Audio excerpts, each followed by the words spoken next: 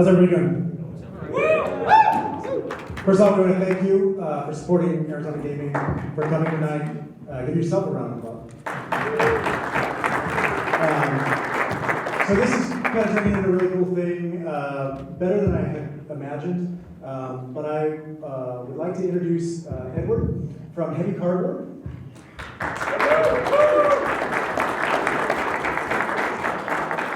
How was your flight?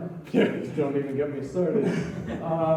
So Amanda's not here, unfortunately, because she got stuck at DIA. We got bumped off of flights, and after 11 hours of waiting at DIA, unfortunately, she's not going to make it. So that's a huge bummer. But yeah.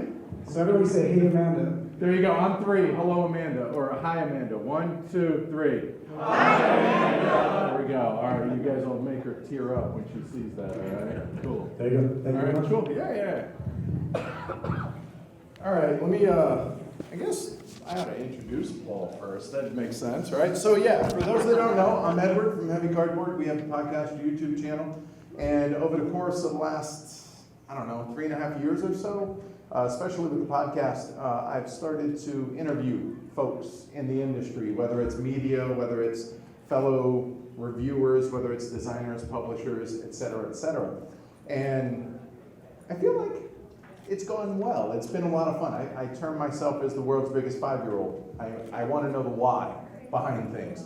And I imagine I'm not the only one out there, so I imagine other people are curious about the behind-the-scenes stuff as much as I am. And so tonight is a special treat for me as much as it is for y'all. So I've been a fan of Shut Up and Sit Down for, pretty much as long as I've been in the hobby. And I get to meet and sit and talk with Paul. So the way this is going to work tonight is I'll introduce Paul. You guys hang out. We're going to have a bit of a conversation interview type thing. But if you guys ever have questions, feel free to shout them out, and we'll go from there. That sound good to y'all? Cool. All right. So without further ado, 1/3 of the Shut Up and Sit Down crew, Paul Dean.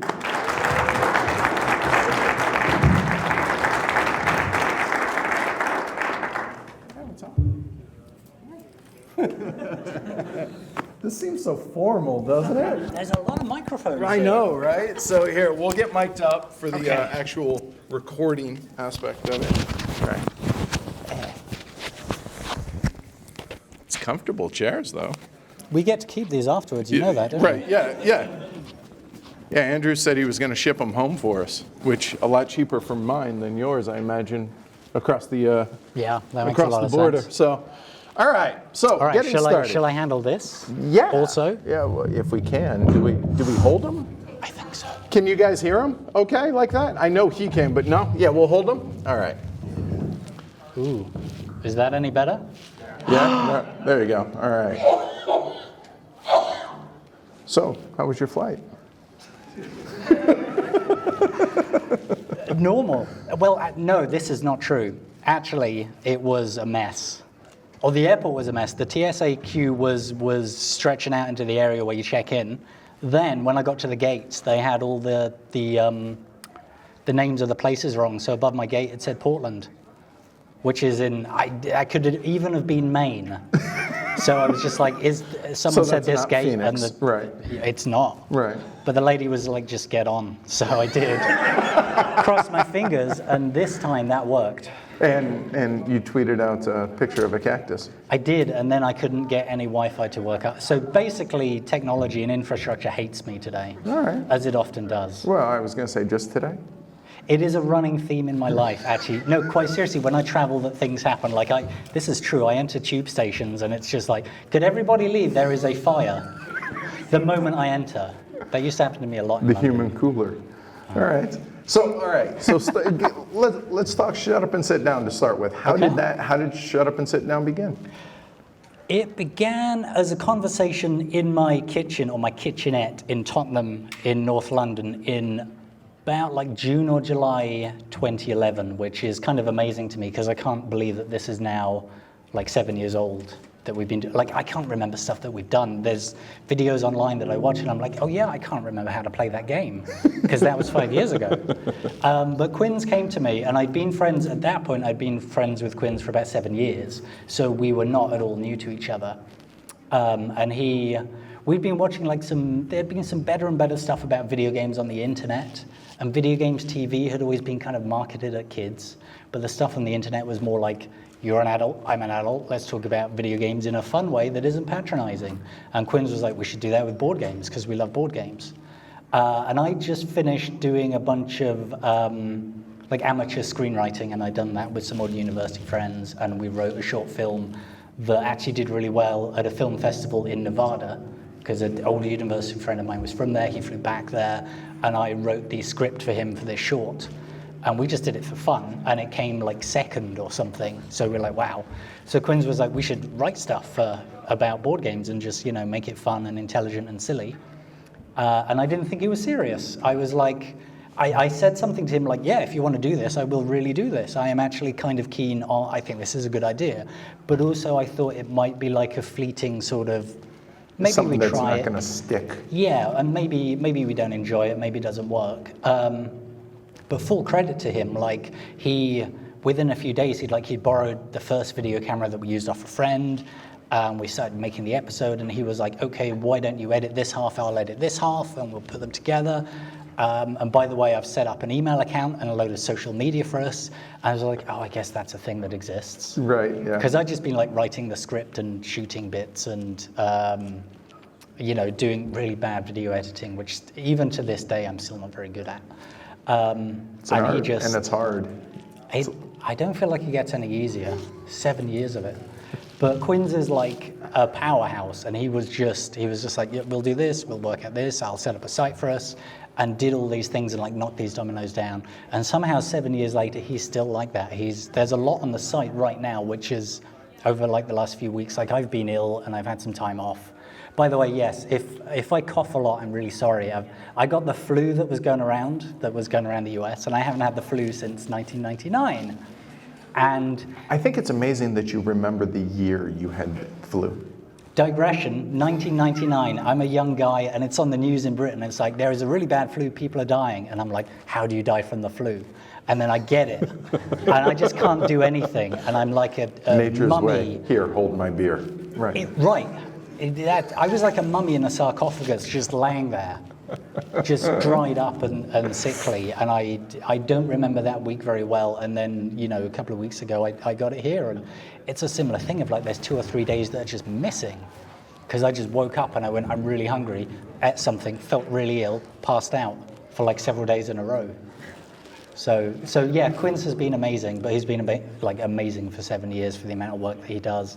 And then we brought Matt on board, who also shows me up by just being really good at everything. So I'm also on the team.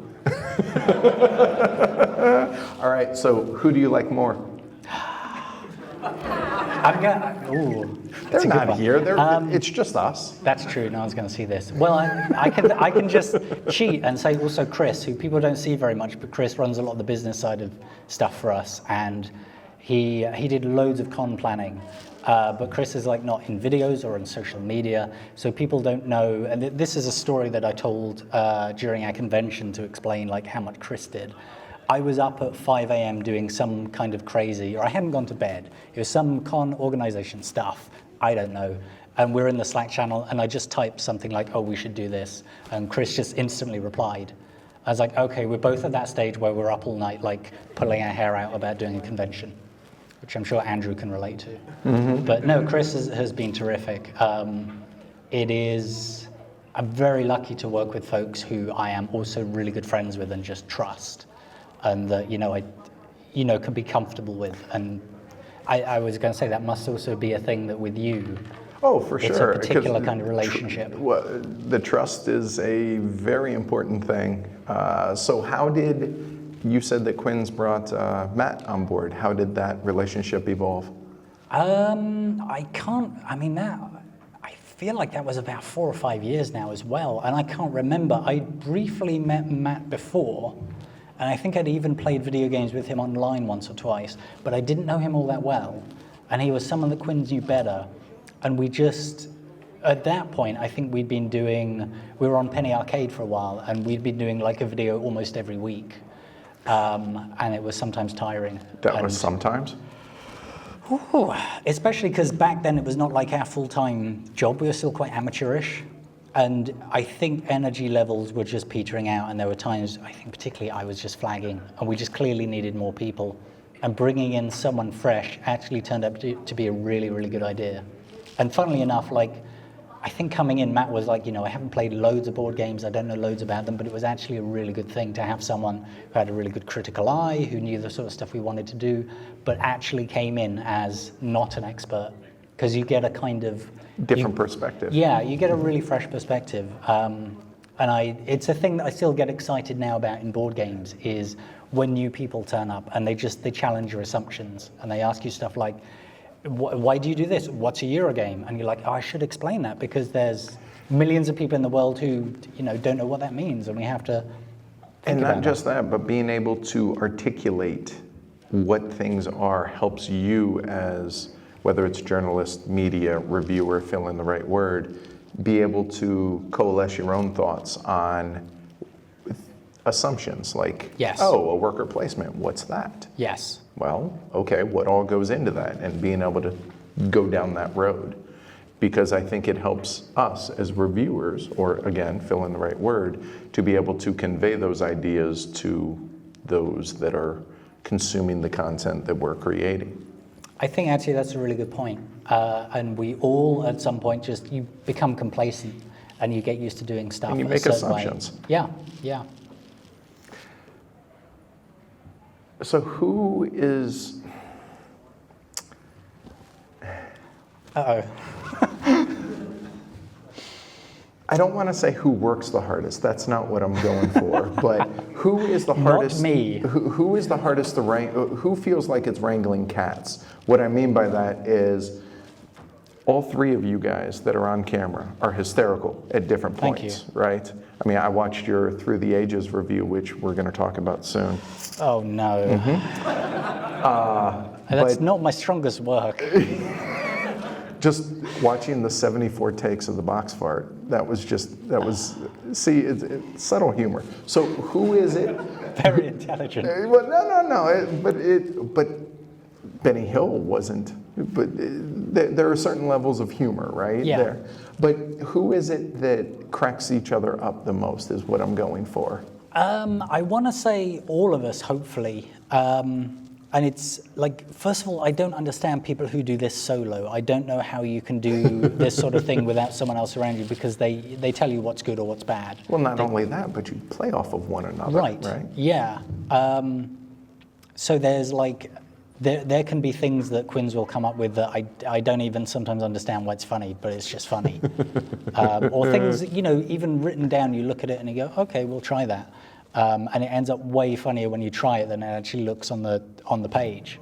And so I don't know. There's infinite ways that both Matt and Quinns have made me chuckle, and hopefully I have sort of back the other way. And it's funny. It's helpful and it's really validating, because sometimes you try a thing and you're like, I don't know if this is any good. But Quinns is a good barometer of that, and I will just do a thing and he'll laugh and I'll go, sorry, that was off script. And he was like, no, if I laugh, we have to do it. That works.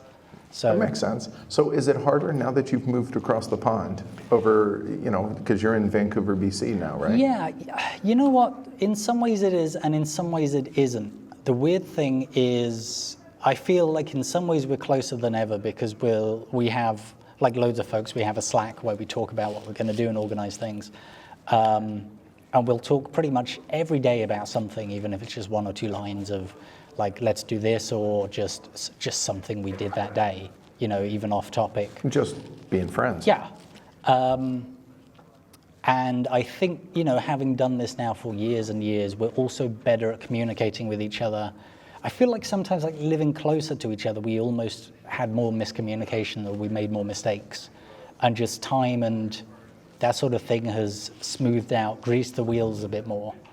The main problem is probably time difference, because they get up, like I'm 8 hours behind. I couldn't be that much further west unless I'm in Alaska or Hawaii. So like if I am doing a podcast recording, it'll be at 9 a.m. for me, which is at 5 p.m. for them, which is kind of already at the end of their working day. So we might record a podcast at 9 or 8 or just to try and fit those things in. So there's certain periods of the day where you can talk real time, and then periods of the day where you just leave each other sort of messages and check in. But even with that, it's got to be hard to be on at 8 in the morning, I would imagine. Yeah. But you know what? It's worth it, because I don't know if there's different things I can do, or different things that I feel like we make sacrifices for each other. And I certainly, I mean, in a way, I'm not kidding. I feel like Quinns and Matt are always doing so much, and that I want to put in as much effort and energy as possible. And if there are things I can do that help them, then I will always try and do that. What's your favorite aspect of the show, whether it's writing, recording, fill in the right word? It's almost certainly writing, because long before Shut Up and 10 years before Shut Up and Sit Down took off, I was writing for video games magazines, and I was writing about games. And I've always thought of myself as a writer first and foremost. And all of Shut Up and Sit Down's reviews, all their videos are, unless it's like us playing a mega game, it's scripted to probably a fairly heavy degree with a bit of improvisation. So we think a lot about, what we're going to say. Hopefully we say entertaining things and come up with funny jokes and phrases. And I always enjoy that part of it first. I'm always most comfortable in front of the keyboard, and then maybe second most comfortable in front of the camera or the podcast mic, or, real folks. And then probably least comfortable editing, because editing is a very, as you will know, very precise, very meticulous process where you make a tiny mistake and weirdly it becomes massively obvious to everybody. Oh yeah. And I'm grateful I have Amanda who edits ours. So, and there's a reason we live stream all of our video. No editing. Not the only reason, but you get the idea. So, okay, so on the writing, and I figured this would be a good segue into something that was recommended that I take a gander at, something you wrote a while back. I don't know if you guys are familiar with the video game Stardew Valley. Yeah? So you wrote a little piece, small little piece about it. 5,000 words over, I might have got the idea of this in the late summer of 2016, and then wrote bits of it at the end of October, November. Would that be right? Oh God, I'm so old. And then come back and looked at it in January 2017, and then rearranged some of the order of it and edited it.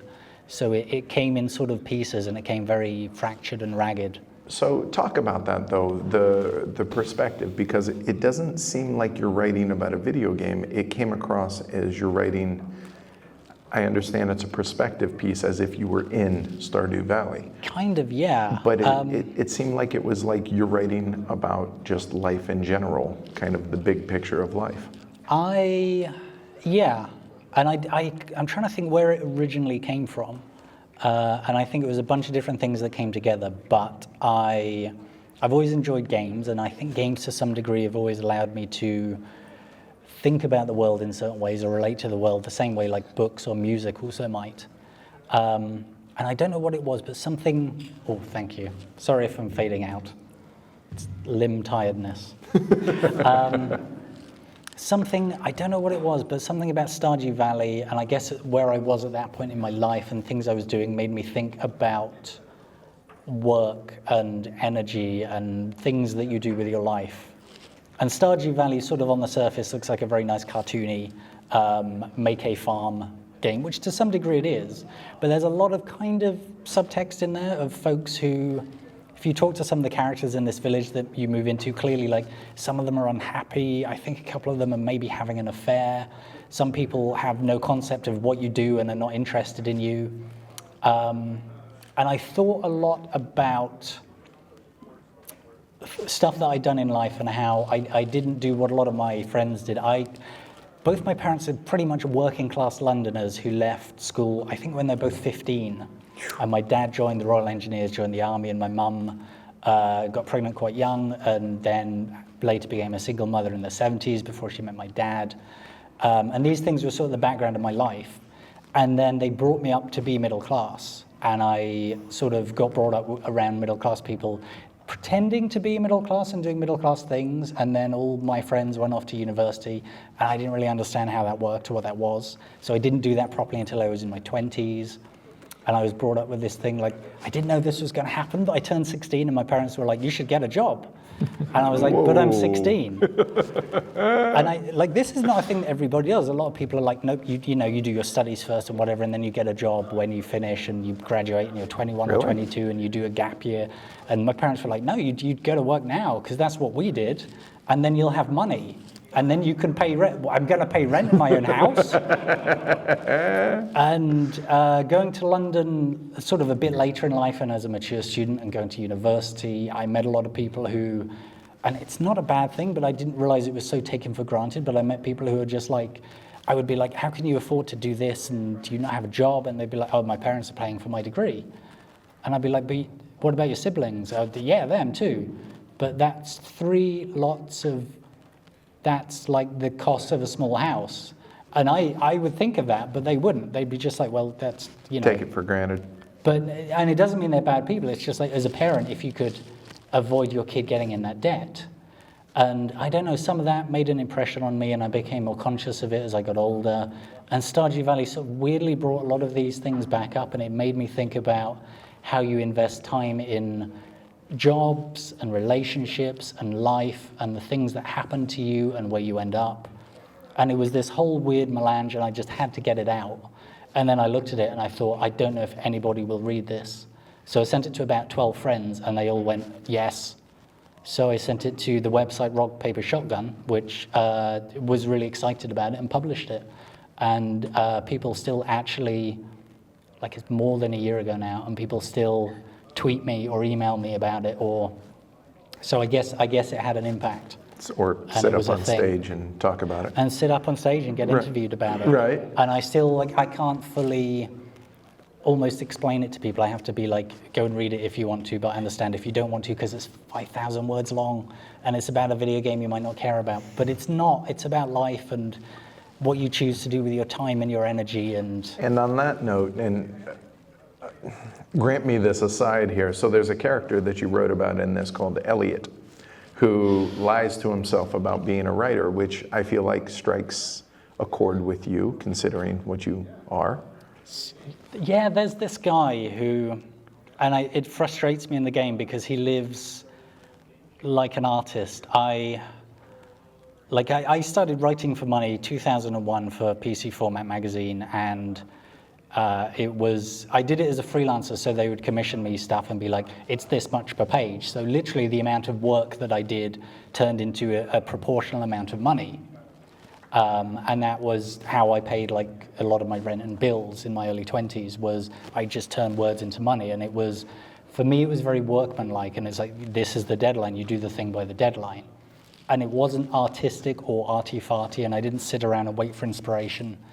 And I feel like a lot of art actually is that. A lot of, even making regular videos on the internet, doing a show, is not like, what am I going to cover this time, or I'll sit here and have a substance and wait for inspiration to hit me. It's like, I've got to do a video this week. I've got to get down to it. You have a responsibility, 100%. And Elliot reminds me of folks I have met sometimes who are very much waiting for their muse and they're waiting for inspiration. And I would tell everybody out there not to do that. And I would tell everybody out there, if you are thinking of being a writer or an artist or a musician or making things on the internet, which is just as valid, start doing it right now. Do it, try it. It doesn't matter if it's bad. If you keep doing it, it gets better. But if you wait around, I don't know. And I meet folks like that. And I found that a very true character for me, because he goes out every day for a walk and he looks at the river and he's thinking about his next book and he's waiting for inspiration. And it's like, that's not what you do. You sit down in front of a blank page, and some days it comes really well and sometimes it doesn't. Work. Sometimes you work at it. And as you will know for like editing, sometimes you sit down, you do an edit and it's great, and sometimes it's a disaster. Or you have to record something 17 times because... Yep. Oh, yes, you do. Oh, yeah. Edward, you do. Oh, so last night before we came here, after we got done recording our top 50, and we had to we did a live stream last night. Afterwards, I had to do a little 20-second thing for Paul Grogan for the UK Games Expo. Ooh. And Paul wrote up this, it's 2 sentences. It's not hard. 12 takes. Seriously, it's 2 sentences. The camera's right there. You read, hey, yeah, 12 takes. Ridiculous. So I get that. And you said something specifically here with Elliot. He says, but, quote, but he doesn't realize that writing is like farming, that it's slow and hard. And if he made the effort every day, he would produce something in the end. And I think that's really important. And this is kind of something that we're going to allude to tomorrow when we do the panel for So You Want to Be a Reviewer. Hardest thing you can do in life is start. Doesn't matter if it's good. Doesn't matter. You just have to do it. That's step 1. Because if you're waiting for the perfect thing, it's probably never going to be perfect. No. So do it and then get better at it and then work your tail off to get better at it. That is, I think, such good advice. And waiting for the perfect moment, it never comes. The stars will never align. The saddest question that I ever get, and I still get this constantly, is folks saying like, what's the right camera? I need to get the right camera. What's the right editing software? I need to get all these things. I need to prep them and put them in place. And I'm like, you do not, because like the first camera we used was crap.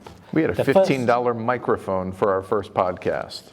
Was it okay? Did it do the job? It's still out there and people somehow still listen, so I guess so. Yeah. There you go. Right? Yeah. No, I totally agree. And I've got like the first editing software that we had would just crash like halfway through rendering. Be like, I've edited it, just click, right, that's going to spend 2 hours, I'm going to watch TV. Oh, it's crashed. Right. But it's crashed after an hour and a half, which is helpfully most of the way through, so I have to restart. Start, right, there goes Yep. those 2 hours. Yep. Or don't hit save and it crashes.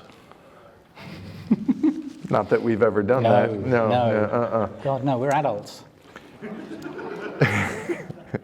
I have thrown more tantrum fits off camera and off microphone. Oh, have you?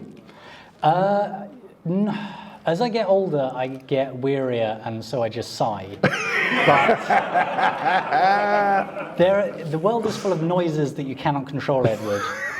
Like neighbors. Where I live, like the last place I was in Canada was great, but the place before that, just there was constant slamming doors, and sometimes like somebody would be having a shower and there'd just be a pipe running, and I'd be like, I can't record right now because this is happening, and you're just going to have thump.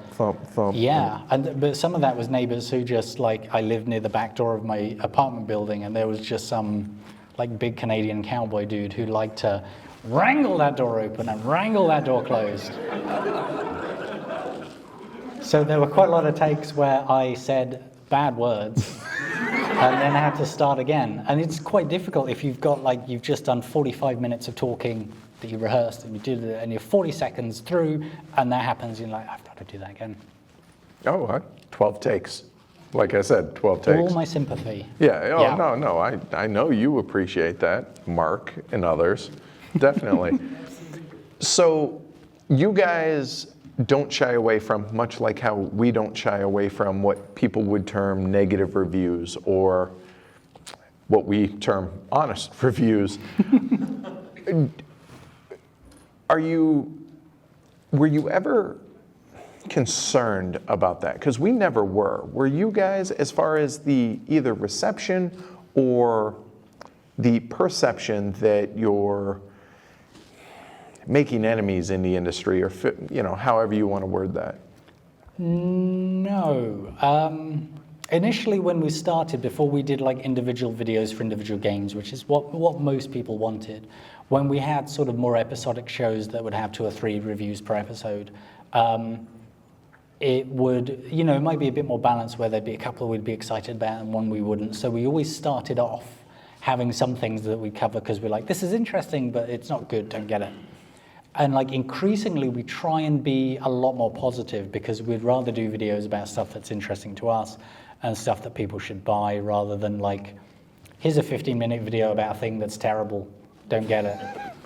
And you not wasted, but it took you all that time to play through it, get experience with it, and then have to write it up and then record it. Yes, so there's still a bias there of we tend to swing in the directions of stuff that we love or that we like or still think is interesting even if we don't say we love it. But both Quinns and I have got, and Matt as well, a long history of like reviewing video games and saying, we don't think this is very good, you shouldn't buy it. So it wasn't a new experience for us. And also our service is mainly to our audience anyway. Yep. And I would much rather, I mean, your audience will, my goodness, whether you want it or not, they will give you all sorts of feedback, and it can be very honest. Yes, and there's they value will. in that. And that is more important to us than making a publisher happy, because the publisher is not who we're there to serve. We're there to serve folks who might have $50 to spend this month on a game, and we want to say to them, we recommend this because we think this is good, or we don't recommend this, and we'd rather, you make a good purchase choice. There's a responsibility there. Yeah, that's And the the word responsibility is to the viewers, the listeners, the readers, et cetera, much more so than the other side of things. And I think a lot of folks don't necessarily understand that or see it that way. I think you're right. I think that is the word for it. And the thing about the games industry as a whole, and like this used to be the case back in our video games day, is a lot of the people who are making stuff can be really professional about how they handle things and how they take criticism. And we have folks who are games designers who we really like, but sometimes we have to say to them, like, we covered this game and I'm sorry, we didn't like it. We didn't think it was very good. And there might be some people out there who are going to react really poorly to that or will never want to speak to us again, but a lot of people will go, okay, I respect that. Yep, even if they might disagree with it, they'll Yeah. respect it as long as you present it in a, fair, honest. Hopefully, yes. Right, yeah. And I feel like there's quite a lot of people in the board games sphere who are like that, who, they will respectfully disagree with you, or they'll want to hear what your reasons are for something, and then they'll just be like, actually, I think this is great. And you're like, fair enough. But as long as it's well reasoned, I feel like folks will, both the reader, listener, viewer, will at least understand the context in the why. And the hope so. why is the most important. I feel like, okay, shut up and sit down, doesn't like it, that's it. No, it's not that. It's why don't they like it? Because it might be something that really bothers you that you don't like in this game. And you know what? I don't mind that. I actually kind of like that in games. So, okay, that helps me. And I feel like on the publisher side, again, as long as it's well reasoned, I feel like there shouldn't be any kind of fear.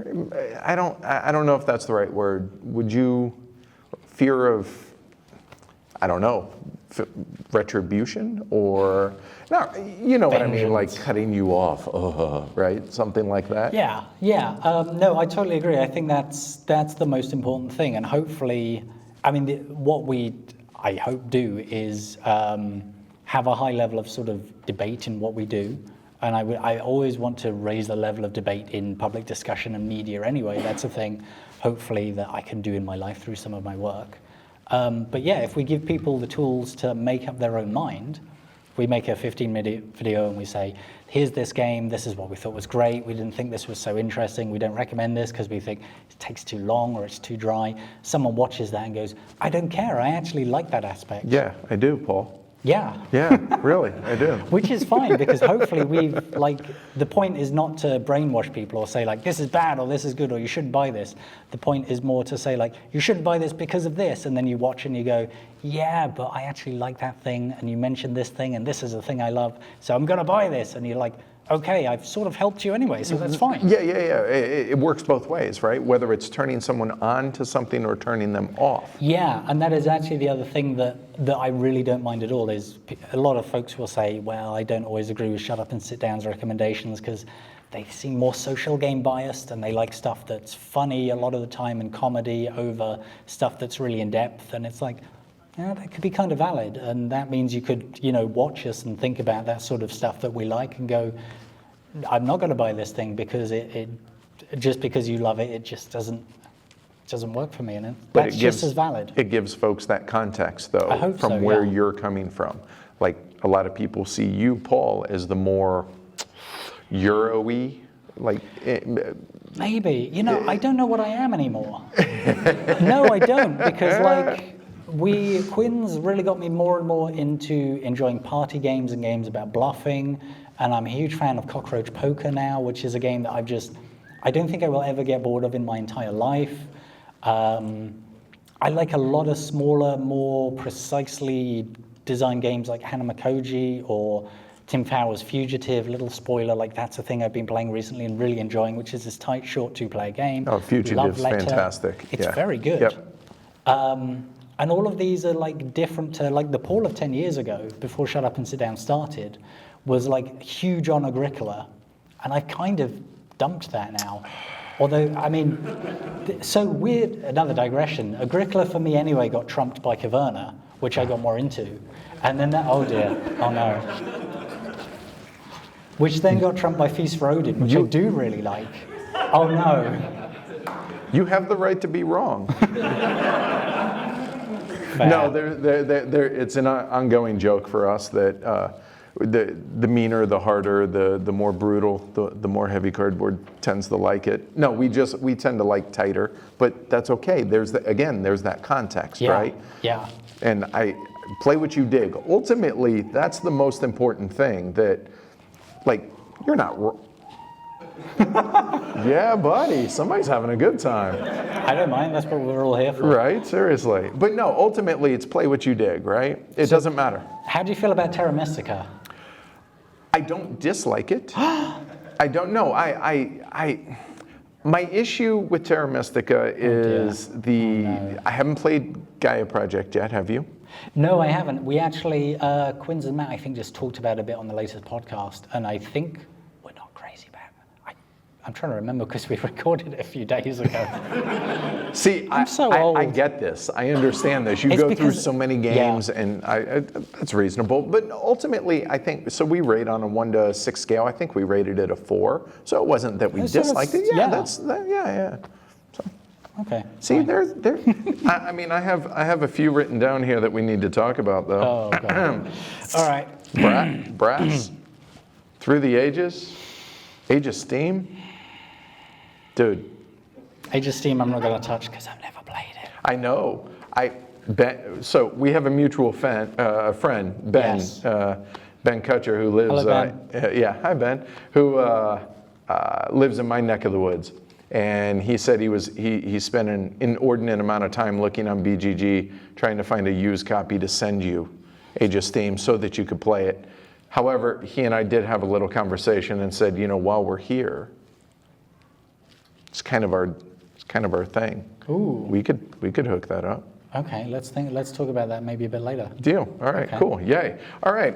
Is it hard? It's hard to find though, right? Now, it's out of print, but it's coming back. Hold on. Wait. In the library. It is in the library. All right. There you Okay. go.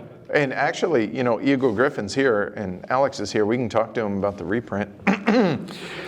Y'all didn't hear that. But that's a special thing that sadly happens in our hobby is games just go out of print and then you bump into one and it's $250 and in a store because that might be the only copy within like 300 miles. Right. Yeah. And it's hard to know when things are out of print. It is, and it's actually, funnily enough, it's a thing that informs a lot of our policy is like, are we going to end up doing a review of something that people just cannot buy?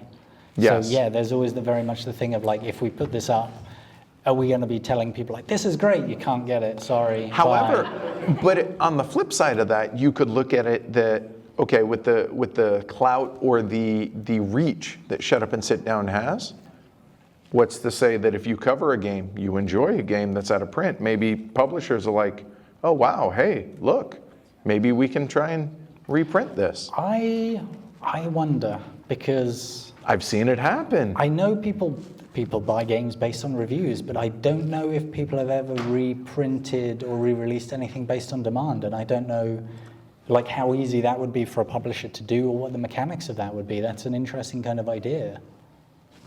You just Food want... for thought. Is there something you want reprinted?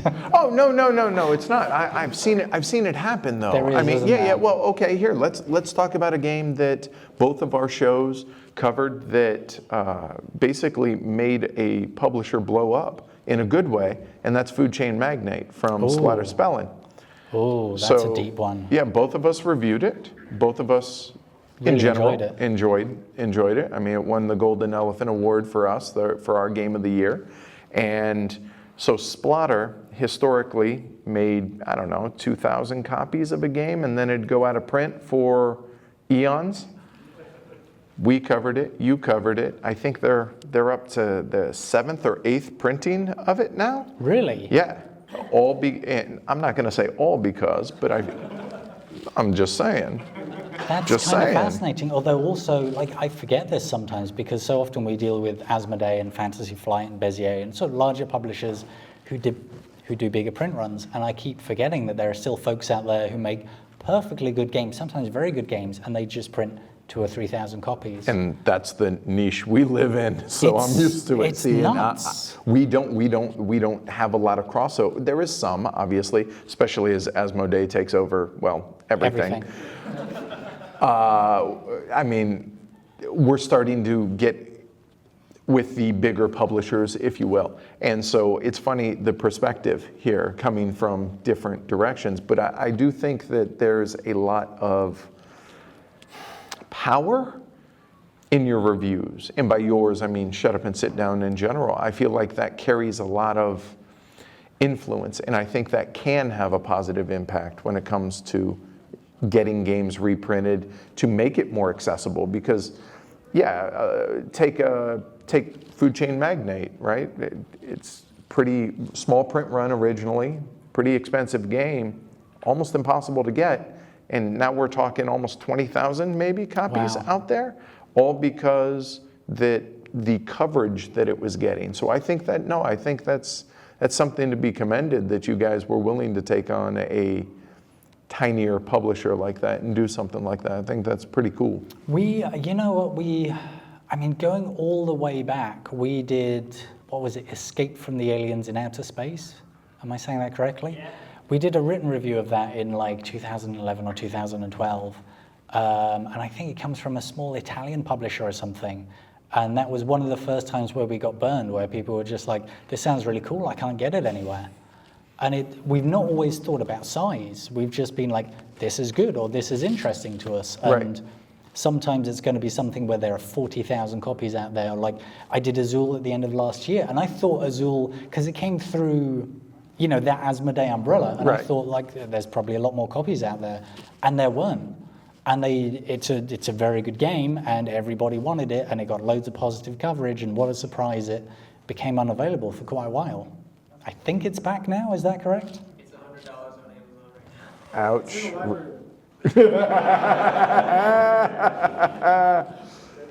Wow, really? It's that much? Yeah. That's a shame. That's that's one of our favorite thinky fillers that's come out in a long time. So, all right. All right, so here's what we were gonna do. So I'm gonna end this segment of it by putting Paul through the same ringer that I put all of the people I interview when I do the conversations with Heavy Cardboard. So it's 6 questions, fun but thoughtful, hopefully. So he doesn't know what they are. No. All right, so here we go. All right, look you at ready? the time, I've got to... Yeah. All right, first, number 1. How old would you be if you didn't know how old you are? 25. Why 25? Because I'm not in my 30s. Like, I don't know what's going on. I can do my laundry. I can pay my bills. I balance my bank book a lot better than I used to. I am much more of an adult in dealing with people in all sorts of contexts of serious conversations or having to break up a relationship, all this sort of thing. But what's a mortgage? I don't know what that is. I feel strange, like hopefully, maybe this year I might get Canadian residency, because last year I went through the whole applying for the equivalent of a Canadian green card, which was 144 pages of paperwork and all this stuff and my tax history. And I just went through all of this and I was like, this is so difficult and so hard. That sounds very adult. Yeah, You adulted. And I didn't feel, I just felt like, there are people 10, 15 years younger than me also doing this, and why didn't I do this 10 or 15 years ago? I feel like I'm perpetually catching up. It doesn't help that Matt and Quinns are younger. They're like 17 and 19, and they're amazing at everything. And I'm just really old, and I'm like on the podcast going, what did you say? I can't get my phone to work. That's actually really spot on. 17. Yeah. I can't remember, but they are both younger than me and better looking. Quinns is handsome, let's face it, right? Yeah. We can, That's it's awkward. fine. It's okay to moving say on. that. Okay, yeah, all right. If you could master one skill that you don't have right now, what would it be? Any skill. That's actually kind of easy. I've always wanted to be good at singing, which I'm not, or much better as a musician, because... Which instrument? So I grew up playing the drums, or in my teens I started playing the drums, but I didn't get a drum kit till I was 18, and then I was in a bunch of different bands.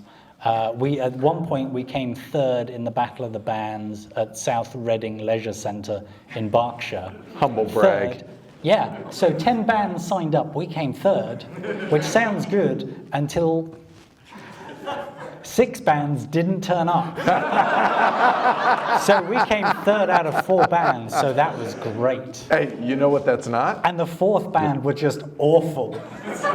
You weren't last. No, because that was like a group of orangutans, those folks.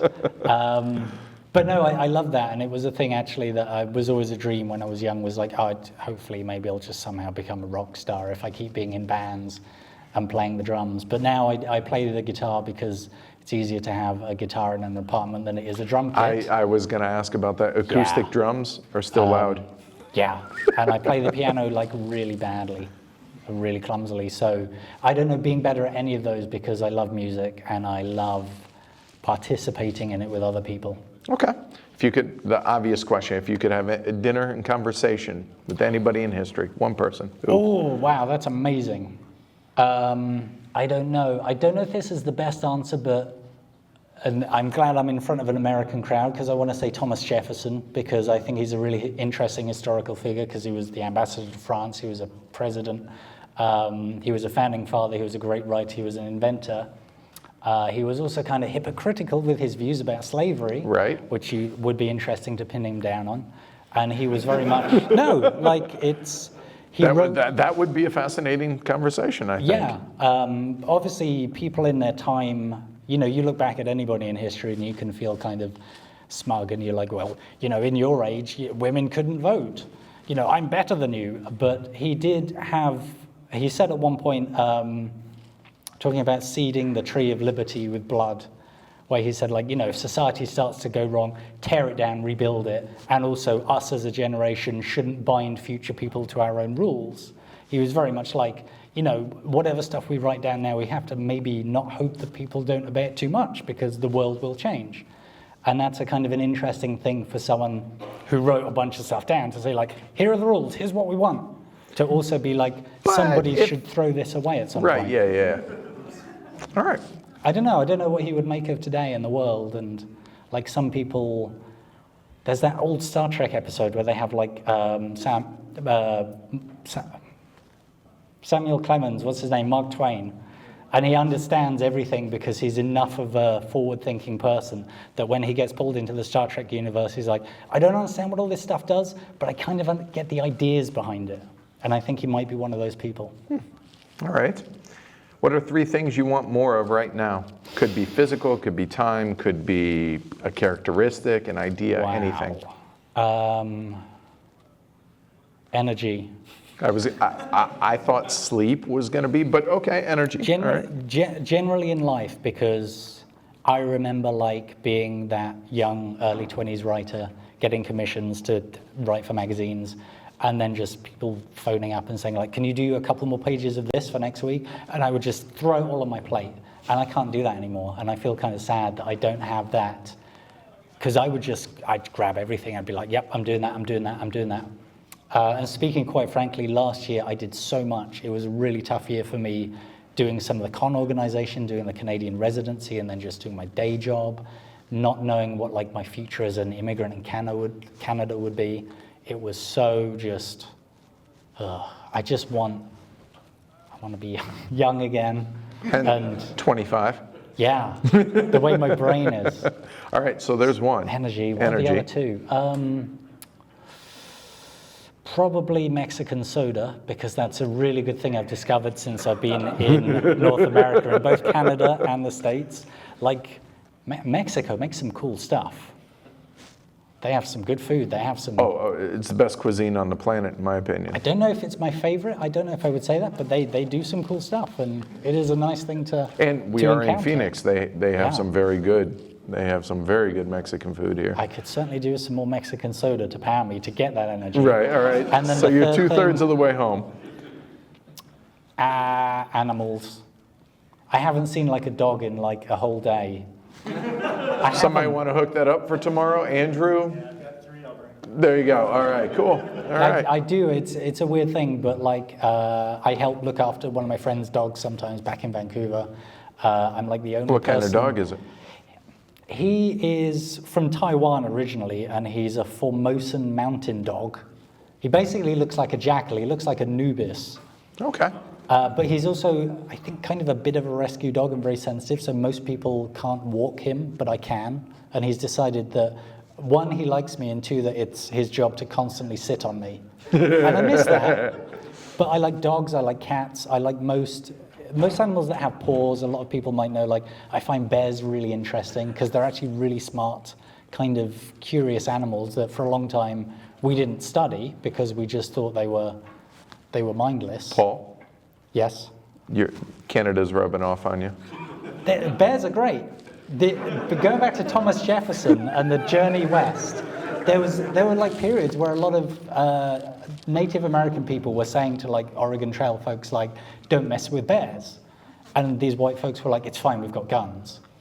But you have a gun in like, 1804 and you shoot at the bear's just really angry. And then it kills you. But, back then the attitude was like, oh, these are native people, what do they know? And it turned out they were like, bears are really clever, don't annoy them, and your guns are going to be useless. And all of those things are actually still kind of true today. Let the bears be. All right. What do you appreciate most in your friends? That's a really good question, which is a way of also saying it's quite tough. I don't know, just the company, the difference, the fact that pretty much I think all my friends are really good at stuff that I'm not good at. Like friends who are game developers who can, excuse me, I never became able to program, and I tried and I was awful at it. So many of my friends in some way can program, or they're just more organized, or oh my God, their timekeeping is better than mine is. So I think the company of people who can do different things that I can't do. That probably sounds weird. No, not at all. I think it's fascinating having done a bunch of these, hearing the different answers about, especially that one question. I mean, I'm going to ask you a thing in a minute, and it's going to be slightly related to that. Uh-oh. Yeah, you didn't know this was coming. No, I but it is. didn't. All right. And number 6, the last one, more often than not is kind of a softball, and I almost want to take this out, but once in a while I get surprised by it. But what's your dream job?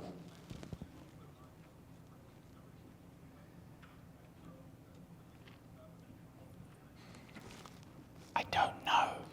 I'm not sure. I want to say rock star is maybe still there. Okay. All The right. time for that may be past. Or just more generally author, which in reality I know is really tough because you have to get up every day and you have to write things. That's all the best writers just write constantly and then they throw loads of it away. That's what I hear Elliot should do. Yeah. But I always used to feel kind of almost jealous when I would read like the foreword of a book I read loads of Stephen King when I was younger. Kurt Vonnegut didn't do so many forewords, but Ursula Le Guin sometimes did. A lady recently died who's one of my very favorite authors ever.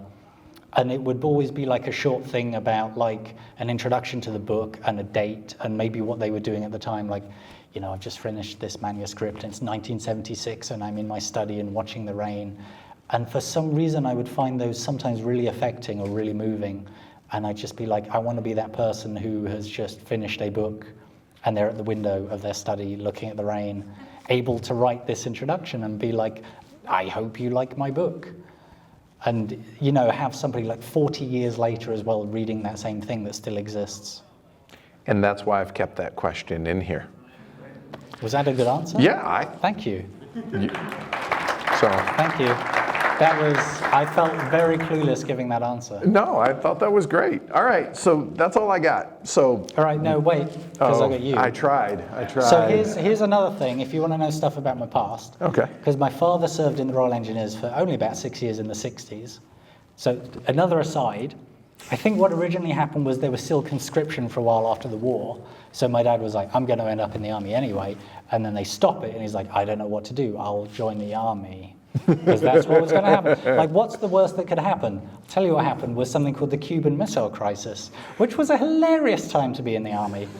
Because he was in, like, West Germany, and they're just like, ah! And everybody, like, the Americans, Canadians, Germans, British people are just all being wedged up against the border of East Germany and, you know, staring down all the Warsaw Pact. But sadly, I never knew him, but my grandfather served in the Royal Navy during the war for about 5 or 6 years and did a lot of amazing stuff. I've got one of my great-grandfathers served. All these people in my family did. And I thought for a while when I was younger that would be a thing that I would do because I understood it, and I understood it as a system where the better you are, the more things they give you to do and the higher your rank becomes, and that made sense to me. And it was practical and it was interesting, and whatever skills you had, they'd find you something to do. And it goes back to the skill, you're laughing at me. It goes back to the skill thing of, like, you know, it's full of all these different people who can do all this different stuff. You were a US Marine. Still am. I'm not active duty, but once a Marine, always a Marine. Are you a reservist? No, so here you go. So here in the States, us Marines, we take that very seriously. So even though, once I graduated boot camp, I'm a Marine for life. It doesn't matter whether I'm active duty or not. And that's something that I'm really proud of, yes. But yes, I am a Marine. I got out 3 days before, went on terminal leave, which is essentially I'm out of the Marine Corps. I go on vacation, I don't have to come back. I got out 3 days before 9/11, which dates me, I guess. But that's so long ago, it feels like now. And you were, was it 8 or 9 years or something? Yeah, just over 9 years. So my from 2 contracts overlapped. 92. Yep. And 93 to 3 days before 9/11. Can I ask, like, what kind of assignments you had? Yeah, or where sure. You were posted? I don't. Sure. So I worked aviation. I was avionics. My MOS, which is my job description, is 6317, which is avionics on F-18 fighter jets, and did a lot of. I did 2 med floats, which are on aircraft carriers, and after the first med float, or while on my first med float, this is back in '95. This is when Yugoslavia was breaking up, and we just did a lot of circles into Adriatic, a lot of circles. And I wanted to get off the boat, go back to my recruiter and punch him in the face, because at no point did the man ever mention boat, ship, water. No, I don't mind the ocean, don't get me wrong, but 6 months just doing this, that got old real quick. But yeah, so being in the Marine Corps and being in a deployable unit like that, we would go all over the world, been through the Suez Canal 4 times, been to Thailand and Japan, been to Wake Island, which was amazing because not a lot of people get to go to Wake Island, and it's, you know, famous battle took place there, sea battle in World War II. And one thing that a lot of people don't know is when the island hopping campaign was going on in World War II, the U.S. decided, you know what, we don't need to take Wake Island, so they just cut it off. And the U.S. engineers, the civilians that were there, and I forget how many, and I feel terrible that I can't remember how many, were trapped on the island and became essentially POWs of the Japanese. And because the Japanese were cut off, they were starving. And so they didn't have enough food to go around, so they ended up executing all the engineers, the U.S. engineers. And there's a rock on Wake Island that they had inscribed what year and how many were on there. And that was a pretty moving thing to see, like actually be able to go up and touch. I've been to the Hiroshima Peace Museum where, you know, where the atomic bomb was dropped, which being an American and seeing that, and that was awkward, but it was also very moving. I don't want to reuse that word, but it really was. It just, you felt like you needed to whisper while you were in there, Yeah. and talk real quietly. But at the same time, I mean, we had a lot of fun in Greece and Italy, and yeah, it's part of the first Marine unit to ever be deployed in Hungary during when Kosovo was going down back in '99. So about the time you had the flu. That is some pretty serious service. I think that's worth a round of applause.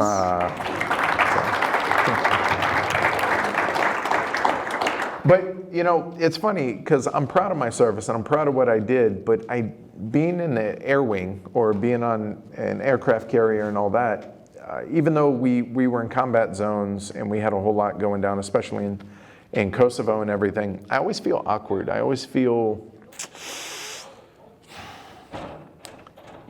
I wouldn't say not deserving, but kind of undeserving of that, because you look at the guys that served in Iraq and Afghanistan and all this stuff, and these guys that have dealt with the trauma of, close-in war. And whereas mine, I helped fix aircraft.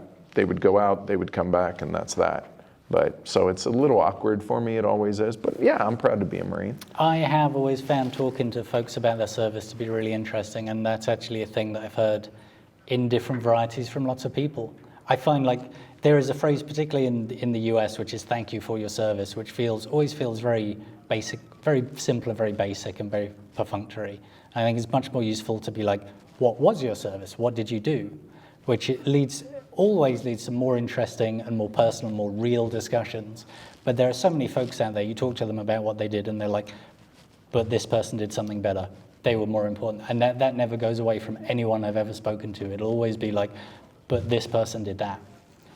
But they're the proper professionals. And Yeah, pretty much. Yeah, I've heard it before. Yeah, no, there's a lot of modesty around it.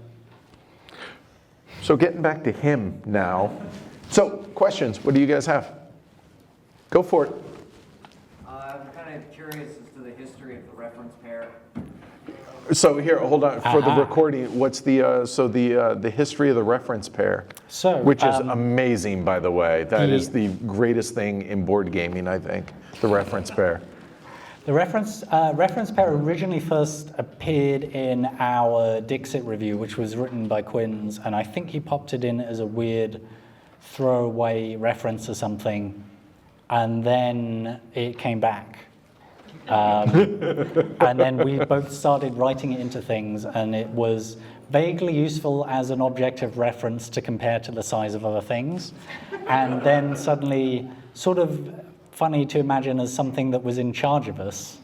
And then, so here's a bit of trivia I don't think I've ever talked about before. A friend of mine, a chap called Ed Stern, who does a lot of writing for video games, wrote, I think, a bunch of stuff for a video game called Brink a while ago, and something called Dirty Bomb more recently, and quite often first-person shooters, going back to, like, I don't know, one of the Call of Duties or something.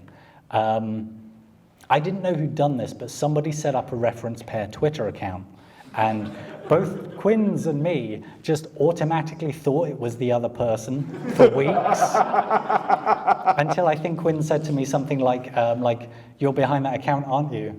And it was that thing of like, but you wouldn't ask if you weren't. So who is? And we're like, what's going on? And it was Ed, and Ed was tweeting all these things that were done in the way that you would speak if you were both a megalomaniac and a fruit, which was like, I'm very important, but very small. And it was excellent, and he did it for a while, and then eventually gave me the password for the account, and I sort of did a bit of stuff with that, but I could never capture, like he did like pair selfies, where he would just be like, I've done a photo shoot, I'm a pair. And like, I couldn't keep up with that. So I think the Twitter account kind of died off, but the idea that it's occasionally a very indignant, tiny, edible boss. And I don't know, it comes and goes. Like a lot of things we do, we try not to reuse old ideas too much, but... I follow the reference pair. Just saying. Maybe I should, I've got the login details for that somewhere. Maybe I should just do some stupid tweet about stalks and skin and juice. Sure. Awesome. Go for it. So how many board board games do you actually buy these days? How many board games does How many Paul do or we- Shut Up and Sit Down All of or us generally? Well, Paul Schultz and oh and us? I mean, I want to say for us as a team, not many. We're very lucky now that publishers will often send us review copies, or we'll be able to like pick up a copy at a convention. We'll bump into a publisher and they'll be like, "This is coming out. We held a copy for you," which is really really helpful.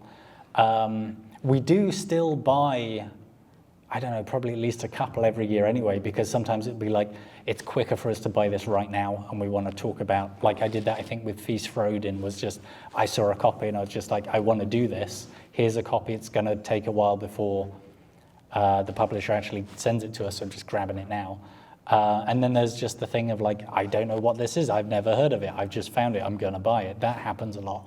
So, not loads, but it happens sporadically, and we still do that, and it's actually still like an exciting discovery part of the job is you'll just sometimes stumble across something and be like, I want to grab this, and maybe it gets a review, or maybe it gets a mention on the podcast, or maybe it just, expands your consciousness a bit. It's never a bad idea to just play one more game. And it's similar for us in that, especially since we tend to, I don't want to say we focus, but we tend to interact with a lot of smaller publishers. Yeah.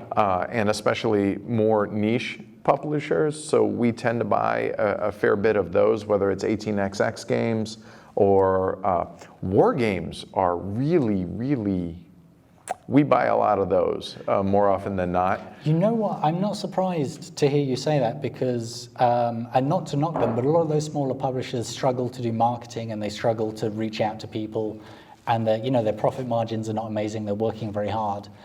You'd often games come out that can be excellent. You just don't hear about them at all. Yep. Until you see them on the shelf. Exactly. And so the more obscure stuff, a lot of times we're going to end up buying those. A lot of the big name stuff that you would expect, we very similar. We go to enough conventions now, or we'll get things sent to us. But unlike these guys, we still have to ask for a lot of it. They just set it aside for these guys. Sometimes. But yeah, we buy a fair bit, but less than we used to. Let's put it that way. Cool. Anybody else? Go for it. What's the ratio of stuff you play versus your review? I found myself buying things but never playing. What's the ratio of you said Either stuff you own or of stuff that we own and ratio of stuff that we play compared to what we review? It's a good question. It's a really big percentage for us, to be honest. I want to say, this is kind of a number that I'm pulling out thin air, but maybe 8-1 or something. There might be you play 6, 7, 8 games and then might mention 3 of those on a podcast and make a video review of one of them, and the rest just don't get mentioned or thought about because they weren't quite interesting enough. So, yeah. And for us, it's probably closer to the inverse of that, just because of the fact that so my old co-host, Tony, he would say that one of the reasons that he left the show was the tyrannical nature of the show, that the needs of the show drive everything that we do at this point. And so we're constantly playing games for the show, either for the podcast or to get ready for a live stream or for a review, or maybe we need to play something ahead of being able to interview a designer, something like that. So for us, it's probably closer that even if it's an older game like a Le Havre or an Agricola or something like that, we're playing it to be able to revisit it down the road on the show. So even though it's enjoyable and it's fun and all those things, it's still ultimately for the show. Even if we don't like the game, we're still going to talk about it, and because a lot of our listeners, a lot of our viewers dig this obscure stuff and they want to know, and we're like, yeah, this is pretty good, but maybe undercooked or something like that. So we'll talk about it to be able to give that context, because some of the games that we talk about and that we feature ain't cheap.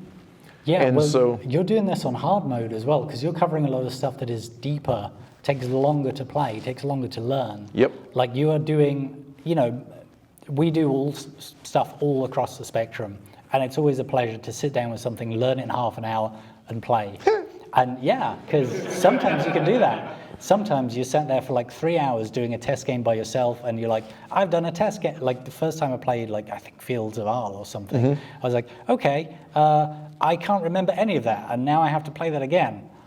And that's a big chunk of your day, and you're doing that like way more than we are. But that's the type of game that we enjoy. So yes, it's work, but it's also it's no small it's what deal. we signed up for. You know what I mean? So yeah, for us, I would say almost universally, we're going to talk about everything that we play, even if it's just a mention. But we're going to talk about everything that we play. That's impressive. Yeah, it's impressive. It's what we do. What was it you said about like writing is like farming? Just keep working at it. It's the exact same thing. When you're passionate about it, yeah. you just up go. and you do it. I don't know how to turn it off. It's that simple. Go for it. Go back there, then here. Go for it. So two things. One, publisher question. How do you feel, both of you either, about a company like Asmodee taking over, absorbing so many places, like games? Like I know they just took over Mayfair Games recently. Yep. Yeah. So, in comparison to something like EA, that from the video gaming set, how they can taking over all these companies and then put them to death. Do you fear that Asmodee may go in that direction, taking all these smaller publishers and imposing how they want their business structure on these games? Like, for instance, they wanted the prices at one point for board games, they wanted for brick and mortar to be similar to that online kind of thing. Remember when that was going on? I think it was last year. So you're asking, so just for the camera, so basically our thoughts on the Asmodee conglomerate? It's funny that you mention Electronic Arts, because I remember that being a running joke in like the late 90s and early 2000s, and they absorbed, like, long time ago there was a developer called Westwood who made the Command and Conquer games, and they absorbed Maxis, they absorbed a BioWare, I guess, which was a huge thing, and PopCap, and depending upon where you go, like, some of these places still operate the way that they kind of used to. Kind of independently, but they fall under that umbrella. Yeah, right? and others have kind of been absorbed and they work very differently. I don't know. I wonder if that would happen with Asmodee, like some of these places would remain very similar and it'd be a lot of the same folks working the same way, and then other people might be told to change their ways without knowing sort of how the internal mechanics work and what those people are told to do at their jobs, and how their lives are affected. For me, it's hard to know how that might go. I think diversity is a good thing. I think having lots of different publishers around is competitive. I think helpful. That's very important to be able to. But I also think that it's not Chicken Little. I don't fear it, to put it in the terms that you used, for the simple fact that there's always going to be independent publishers. There's always going to be designers that are willing to think outside the box and not just give us 74 implementations of game X. However, the one thing that I do fear, though, is if a company, whether it's Asmodee or someone else like this, takes over distribution channels, because then now you're choking out the ability of these smaller publishers to be able to even distribute their games. That's my only fear. But as far as them taking over these businesses, there's always going to be other independents that come out. So we'll see, but the hobby is the healthiest it's ever been, at least to my knowledge. I hope so. It's actually really important that you mentioned distribution, because that's a huge deal for just people getting their product like on a shelf and getting it seen and sold. And living in Canada for 3 years, that's sometimes a challenge in Canada, particularly in Vancouver, which is right near the border, where people are just like, this isn't being distributed in Canada, I'll just order it to Point Seattle Roberts, or and get it there, or just order it from Amazon.com and pay a little bit extra, which only compounds the problem. But yeah, distribution is, for me, actually one of the most important bottlenecks in the industry right now. Agreed. Cool.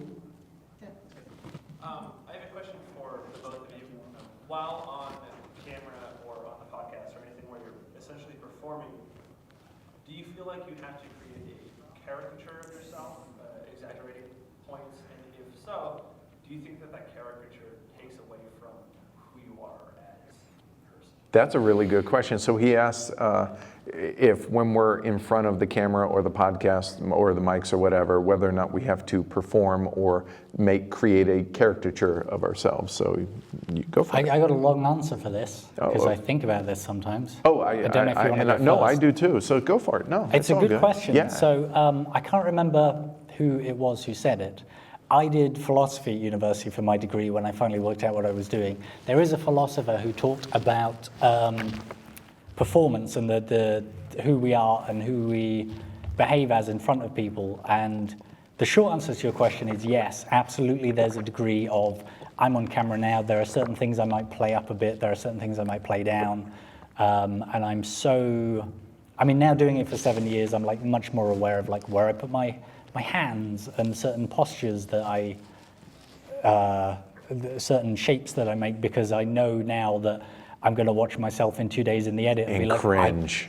I covered my face, that was stupid, or so there's that element of being practical, but we actually do this to some degree also in our lives, just when we hang out with different people, like when we go and see our grandparents, we're like, oh, I might be a bit more polite now because I'm with them.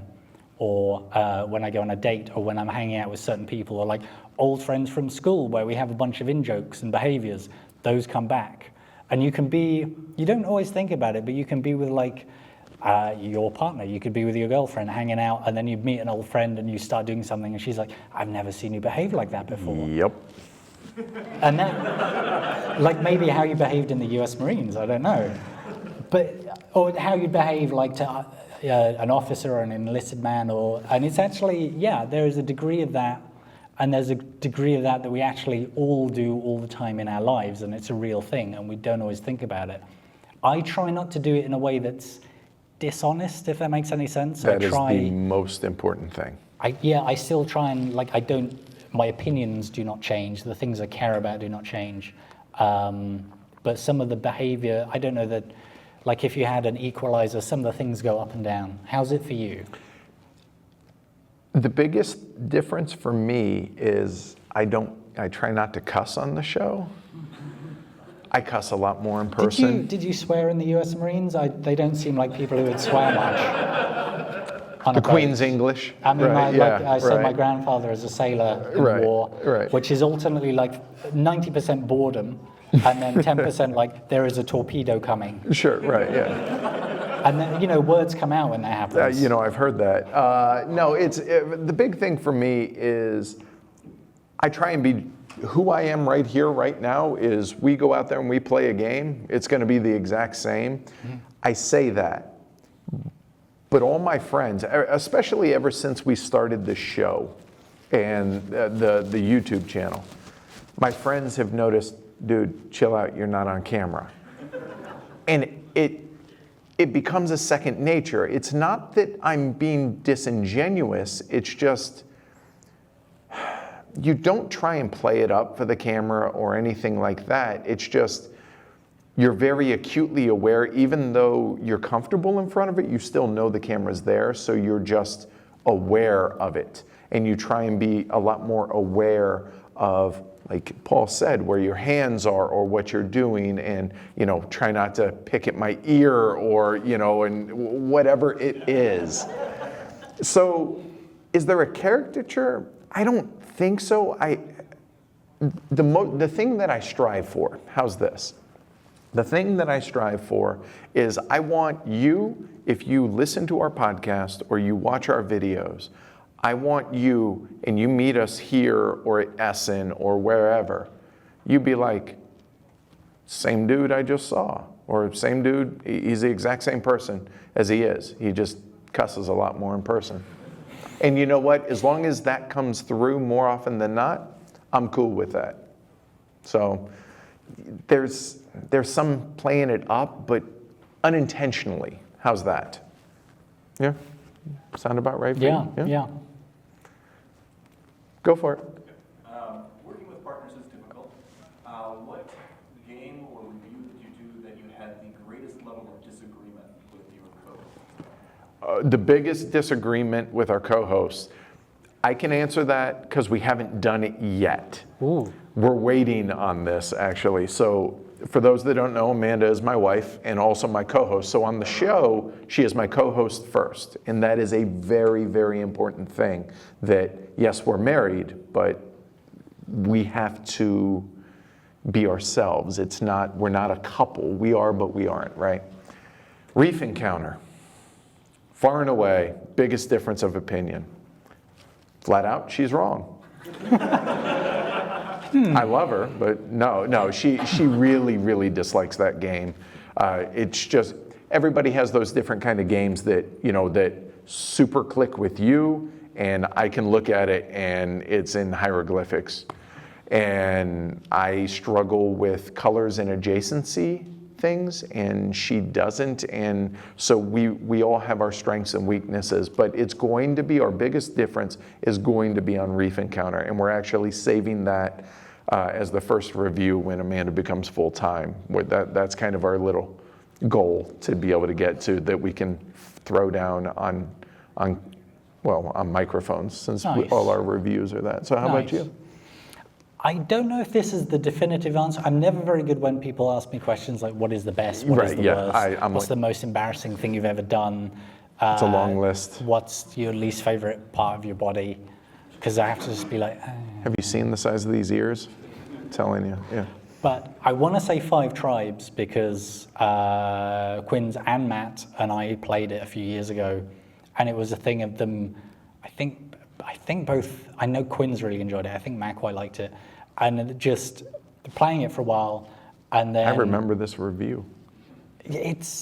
I think it was almost like nobody knew what the other person was really thinking that much until the end, where suddenly they were just like, "That's great," and I was like, "That's awful," and we both went, "What?" And I really didn't enjoy it, and I didn't enjoy the mechanics or the way it played, and Quinn's very much did. And the 3 of us eventually worked out a review where, we talked about the things that we didn't like, which again, hopefully is a useful review where people watch it and they go, this is really good actually, and Paul is wrong. Those are great aspects, and I'm happy with that, which is valid. And I think it's really important to be able to have that disagreement as long as it's genuine disagreement, as opposed to the stuff you see on a lot of talk shows or ESPN, stuff like that, the fake, okay, I'm gonna take this side, you take that side thing.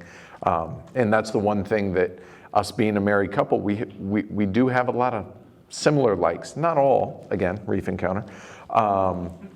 But the one thing that we struggle with a lot is too homogenous. Even though we have different takes on things and we have different insights, and be like, oh wow, I hadn't really thought of that. That's a really good idea. But we can sometimes like a lot of the same things, not always, and I think that's really good, the fact that you guys have some legitimate disagreements on that, because I think it makes interesting viewing or listening, and it also makes just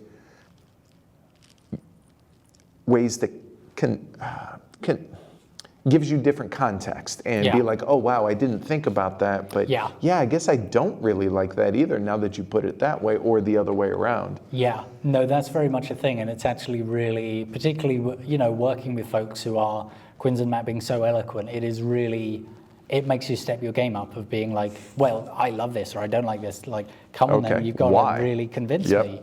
And, very often we don't. We'll end up remaining in our corners, but we will both justify those corners, and that's, I think, a good thing. I think that's really important, yeah.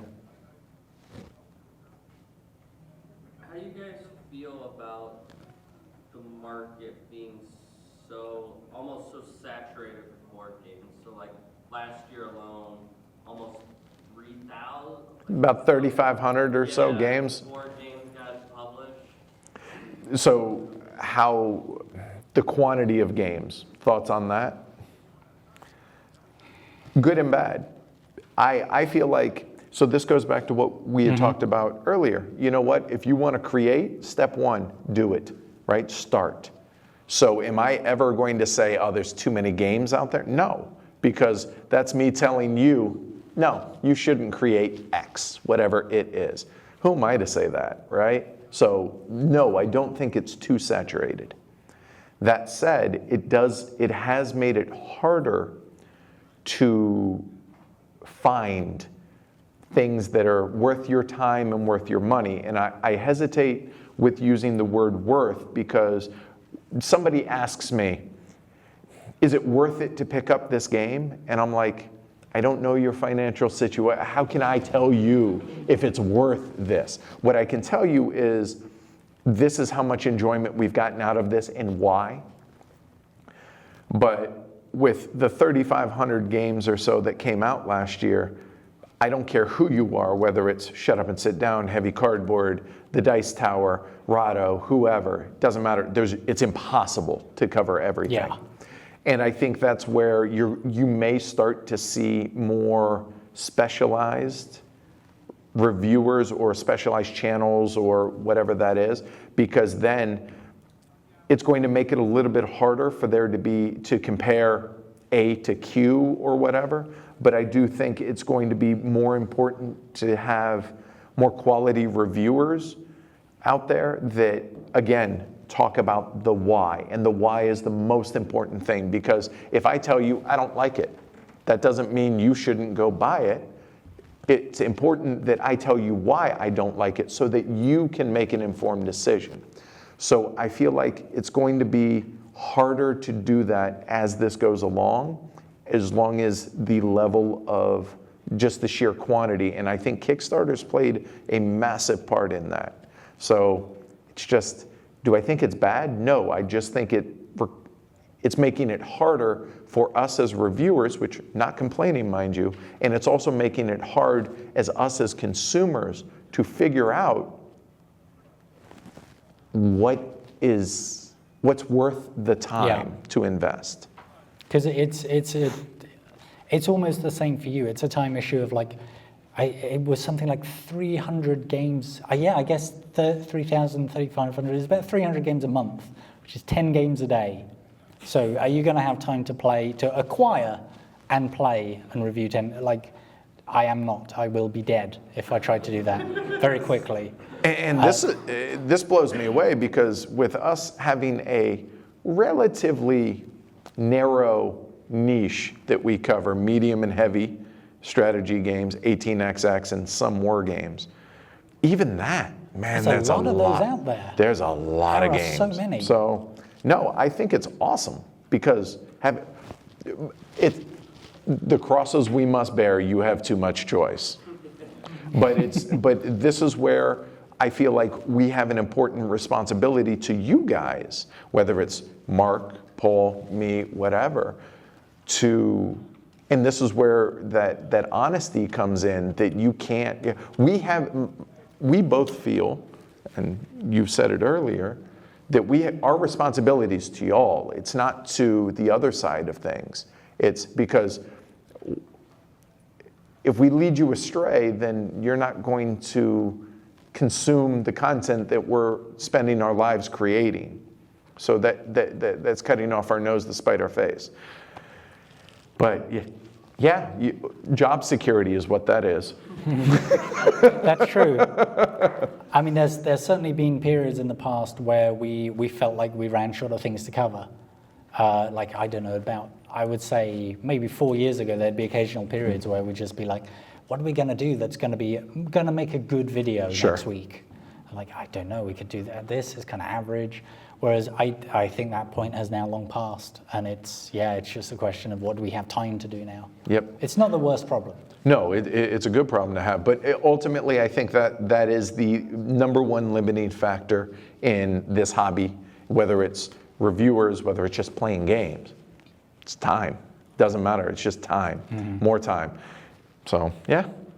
All right, I guess that's it. Go play games, people. All right. Thank you very much. Yeah, thanks everybody. All right. Thank you. Paul. All right.